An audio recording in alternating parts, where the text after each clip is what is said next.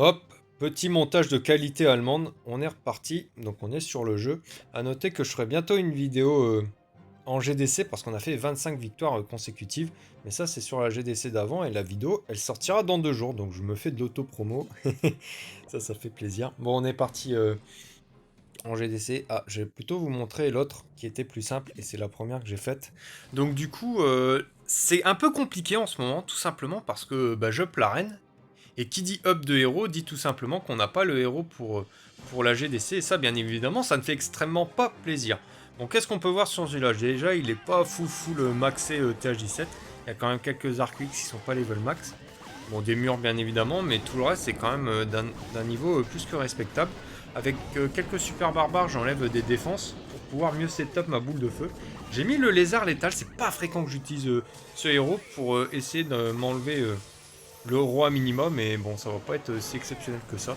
Et là, je vais pouvoir setup une boule de feu de l'infini. Là, j'avais pas vu que mon lézard était déjà mort, donc je mets quand même une chasseuse de tête, je vais mettre en x2.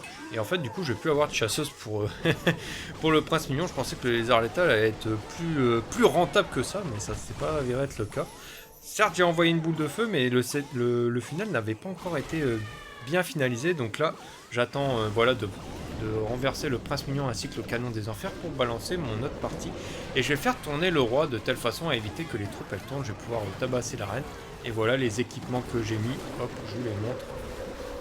Donc bien évidemment, si j'ai pas la reine, c'est que j'ai le prince mignon. Là, la capacité un peu tôt, ça fait vraiment longtemps que j'ai pas utilisé le prince mignon. J'aurais dû l'utiliser quand le prince mignon est sur la GV de telle façon à pouvoir freeze les dernières défenses. Et vous allez voir que ça va quand même bien passer. J'ai mis comme engin de siège le lance-troupe, donc un engin très intéressant. Là, on est en fin d'attaque, on a encore plein de troupes. La capacité de la championne que j'ai claqué que maintenant, mais que j'aurais dû mettre un peu avant. Après, bon, vu comment ça passe large, on va pas s'en plaindre. Hop, ballon piquant quand on est à 93% de destruction parce que j'ai le ballon piquant level max et il rebondit de mémoire sur cette cible. Donc on va voir ça.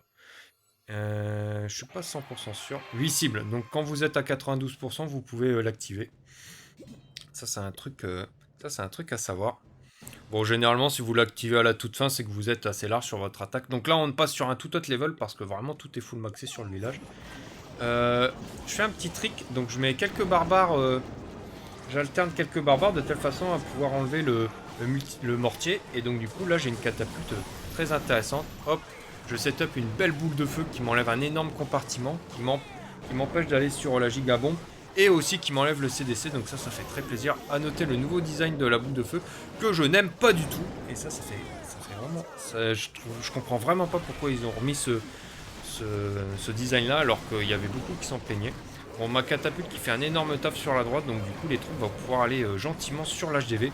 Je mets mon roi à droite comme l'attaque précédente de telle façon à bien funnel. Et hop là, on va aller en plein centre de la base. Et là je claque maintenant uniquement la capacité du prince mignon et la capacité de la championne de telle façon à ce qu'elle soit à reculons par rapport aux défenses. Et elle va pouvoir aussi m'enlever les 2 cracheurs de feu à l'aide d'un sort de gel. Donc le roi qui tourne toujours, qui aura fait un travail exceptionnel sur cette attaque, des gargouilles dans le CDC parce qu'en fait il y avait des défenses qui étaient compliquées d'accès, qui n'étaient pas queen walkable, on appelle ça queen walkable dans le sens où en fait elles sont hors de portée de la reine, mais de toute façon on n'a pas de reine, donc voilà. Donc là elles font un traf quand même assez incroyable. Bon là c'est pas l'attaque qui passe la plus large du siècle, mais en même temps avec la contrainte qui m'est fixée, c'est quand même très compliqué de faire mieux, surtout sur un village full maxé. Donc voilà, c'est tout pour les 2 petites attaques que j'avais en bonus pour compléter la vidéo.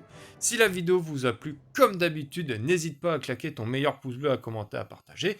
Et quant à moi, je vous retrouve très très bientôt pour une prochaine vidéo sur Clash of Clans.